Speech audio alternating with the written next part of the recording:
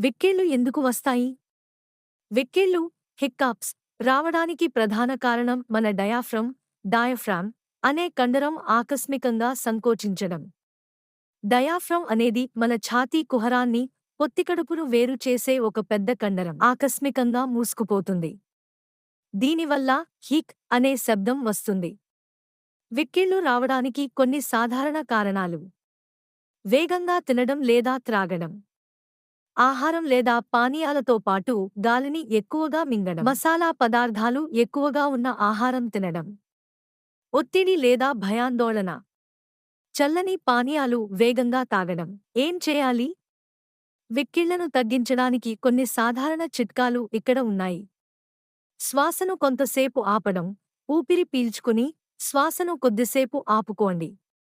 ఇది డయాఫ్రమ్ను శాంతపరుస్తుంది. నెమ్మదిగా నీరు తాగడం, ఒక గ్లాసు చల్లని నీటిని చిన్న చిన్న గుక్కలుగా నెమ్మదిగా తాగండి. చెవులను మూసుకోవడం, మీ వేళ్లతో రెండు చెవులను కొన్ని సెకన్ల పాటు మూసుకోండి. నిమ్మకాయ ముక్కను తినడం, కొంచెం నిమ్మరసం తాగడం లేదా నిమ్మకాయ ముక్కను నమలడం. ఈ చిట్కాలు సాధారణంగా పనిచేస్తాయి.